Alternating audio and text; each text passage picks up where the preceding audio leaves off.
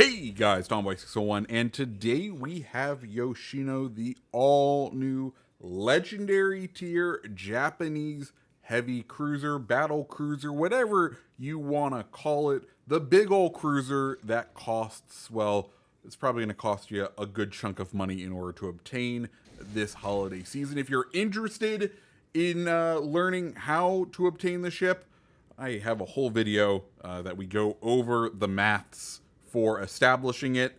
I'll let my opinions in that video stand. We probably won't have a ton of Yoshino coverage on this channel just because I feel a bit weird playing it. We're going to have this video, and then I do have footage of what I believe to be the first Kraken in the public servers in Yoshino because it was on my update day stream and we were playing it fairly early in the morning. So that will be another video. But beyond that, we won't be seeing much. If you haven't been around for a review how this works, well, we're going to go over the commander, the modules, the consumables, talk through all of the stats, and then show off a game in the ship. So if that sounds like a good old time, let me know down below. First off, though, to help me in that glorious, glorious YouTube algorithm, are you planning on Yoshinoing, or are you just watching this to see where you want to shoot it and learn about the ships? Because I probably would be in the latter category if I were you. Anyways, with all of that said, let's go ahead and dive on into the commander. And well, guys, if you got Yoshino, you got the money for a Zerlane Azuma. That's right, that's who we are rocking, with inspirations of Augustine Riggerwald and Francesco Mimbelli. Her base trait, what's it going to do? Well, it's going to boost the maximum speed and help with the dispersion of your main battery. Then we are running Beyond Range, Igniter, Fixated, and then her unique skill, which is Special Gunnery Training. What that does is it boosts the main gun AP damage, boosts the penetration multiplier at the cost of shell grouping. So, we're giving up a little bit of accuracy, but that's okay because we do have a consumable that's going to help us with that. Additionally, we do also have Fully Packed. Next up, let's go ahead and talk mod slots. We have Aiming System Mod 1. Then we have the good old Propulsion mod. Then we have the Concealment mod. And finally, Gunfire Control mod to help with that range, because you'll want to play this ship at a bit of range. Additionally, I think you could also make the argument for getting that rudder shift time down a bit more. Additionally, you have this final slot to add different torpedoes, the 20-kilometer torpedoes. We'll go over those torpedoes later, but I do run the 20k torps on this build. Finally, after that, let's get into the consumables. You do have a full selection of them. First off, the Damage Control Party, 5-second duration, 58.8 seconds to reload. You know it, you love it, it's the Damage Control Party. After that, we have Sonar. You have the option to switch it out with Defensive AA, but Sonar is just so useful. It's going to detect ships at 4.4 kilometers, last 96 seconds, and take 176 seconds to reload. Next up is a unique version of the spotter plane, or at least it feels unique because it lasts for 100 seconds. You can get multiple salvos out with this spotter plane, and you get 4 charges of them, which is absolutely wonderful. We are running that. You have that or the fighter plane. We're going to run spotter because they're up the same amount of time. So the only reason I used to run fighter was because it had a longer distance, longer vantage point, longer time up in the air. So you would be able to get more spotting out of it if you were kind of hugging up against an island. And well, if they both have the same amount of time, Yoshino respectable AA. So, we don't need the fighter plane. We're running that spotter plane. Finally, we have the repair party. 4 charges of it. You'll get 10,000 health, 10,360 health each time you proc it. And those are the consumables. And with that said, let's go ahead and dive on into the stats. So Yoshino, 61,800 hit points with an armor thickness between 19 and 305 millimeters. Her total potential health, so her health with all of those heals, if you're able to use them all, is 103,320, the highest of any of the legendary tier cruisers, but there's a reason for that, and that is this armor. Let's go and take a look at that armor view, because that bow is weaker than Azuma. Yoshino, Azuma, sister ships, but this one, our Azuma has a 27 millimeter bow. This Yoshino, 2 tiers higher, has 25 millimeter bows, and well, doesn't end there. Side plating on it, though, it does get a bit of a buff up to 30 millimeters, and then the deck is 30 millimeters as well. And then let's go ahead and take a look at that grand old citadel. As you can see, poking proudly above the water. So you do need to be a bit careful in this vessel as to not find yourself getting citadeled, and that is the theme of this ship, is risk versus reward. If you venture out enough to get hit and to do some damage, you can do some damage, but you do have to play this ship incredibly strategically. Okay, and that's the armor. So after that, we have torpedo reduction. You're looking at 19%. Onto the main battery, you got three 10 millimeter guns with a firing range of 19.1 kilometers, the farthest of any cruiser, or at least of the cruisers that I have in my stats. Reload time on it, 17 seconds, giving you a shell sprint of 32. 180 time on those guns, 36 seconds. HE damage, 5,100, the highest at the tier, giving you a DPM of 163,200 and a chance of fire per shell of 30%. AP, you're looking at 9,450, giving you a DPM of 302,400, which falls just below Alaska. So you're looking kind of in the Alaska category as far as gun performance goes. Secondaries, it does have secondaries, 8 two-barreled 100 millimeter secondaries with firing range of 5.2 kilometers in a reload time of 3 seconds. They'll do 1,700 damage, but to what, I don't know, because I don't think it can pen anything at the actual tier. So while it says it does damage, really you're looking at that 9% chance to set fire that it has to really do anything for you. Next up, we have what could arguably be the star, why you would want Yoshino, the thing that makes it special, that doesn't just make it a weaker Azuma, and that is its torpedoes. 4-barreled 610 millimeter torpedoes, set up sort of like a Tago. One set that can fire a little bit forward, one set that tends to fire aft, and each set and that's mirrored on both sides of the vessel. Reload time on these torps, 167 seconds, with a damage of 20,967. Some very hard-hitting torps, but they are kind of balanced in the way of their detectability range, 2.5 kilometers. They will also go incredibly slow at only 62 knots, and they have a range of 20 kilometers. Once again, absolutely insane.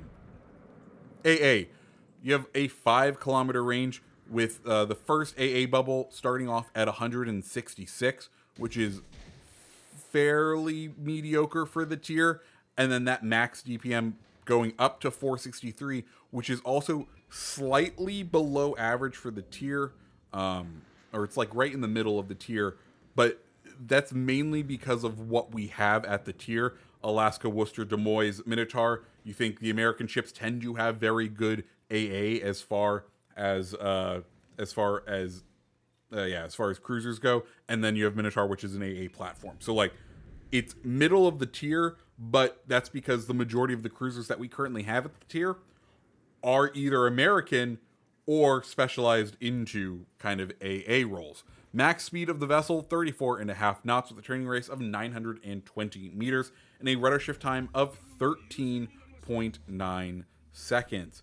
Finally, we have the concealment, 11.2 by sea, 7.1 by air, and 10.1 when firing in smoke. And these numbers make this my second most stealthy cruiser, only behind Minotaur at the tier, which I think is a bit crazy. So yeah, guys, that's Yoshino. Now, let's go ahead and take a look at a game in her. Okay, and welcome to Dos Hermanos, Two Brothers, and we are here in the Yoshino. We are doing what we love to do in Yoshino, is throw out those torps. That's one of the things that you can do in this ship. And, well, we also now have a teammate telling us he needs our support and to get back. And it's our destroyer, which means, guys, you know how this match is going to go. We'll try to persuade him to come follow us on the righteous path of, attempting to play the side we spawned on, but it is what it is. Anyways, we are gonna kind of head out beyond this island because we don't want to push too far out yet. Yoshino, as we kind of saw earlier, not the most productive or not the most protective ship. Armor isn't the absolute best of this thing, so we do need to play sort of a backline role. That's why it has such good range. You want other ships between yourself and the enemy. You want them to be the easier target than you.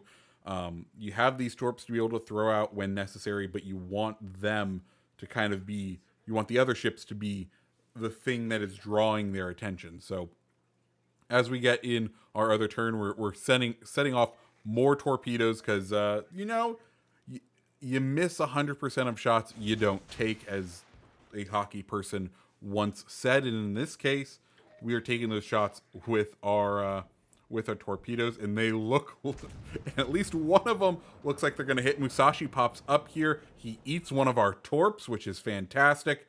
And now we kind of have a target, and we have other ships in front of us. So it's time for us to start kind of making our way in. Yoshino, you can play her, you can attempt to play her a bit like Azuma, and like you'll have a moderate amount of success that way. Like, you can attempt to bow tank in Yoshino, but it's not going to be very successful for you just because of how many ships at the tier have big guns that can overmatch you, especially the battleships, which tend to be some of the most popular ships at the tier. So Yoshino, she does a bit better playing in these backlines, playing not quite kiting, I wouldn't call it, but being the least desirable target to shoot at. We get the spot on Musashi. We go ahead, turn in full down on the speed, trying to get those shells to overshoot. That's why we have the prop mod installed, so that we can make those jukes like that. Because if we play at long range, we have the time to accelerate, decelerate, to try to juke out the enemy ships. Thankfully, our team concentrates down Musashi, but we are still being spotted, which tells us, well, we have a destroyer on our flank. Great. We go ahead and pop our sonar just because, well, we don't have any way to tell where he is, but I'm sure he has sent torps in our direction. Minotaur pops up briefly right there. Let's see if we can get a hit. Torpedoes coming in from our right side, and Gearing decides to reveal himself here. We check if we can just throw some maybe torps at Gearing.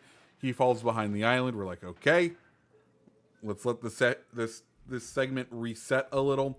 We see our destroyer and a Des Moines valiantly fighting the mid push on this map. I'll be honest, I've never seen a mid push with a Des Moines and a Gearing, but here we go. Let's see if that has any success for them.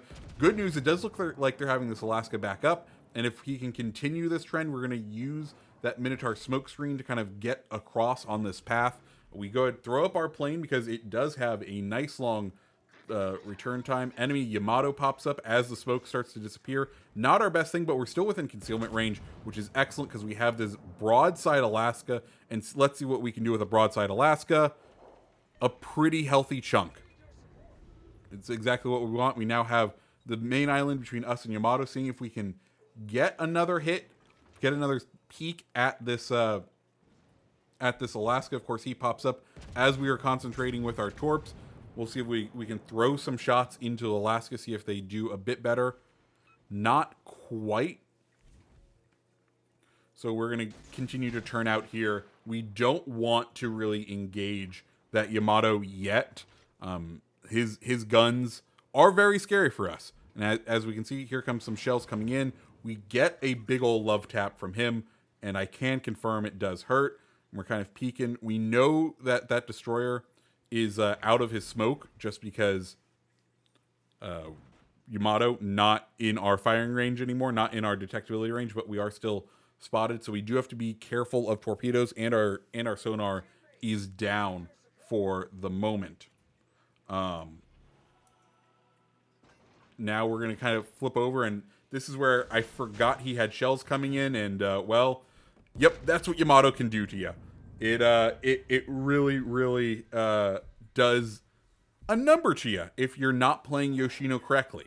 And that's kind of what I want to emphasize with this video, is you have to play Yoshino in a sort of a backline role, in a flowing role, kind of going where you can get the shots, where you can take the shots. You know, we dump those torps towards him.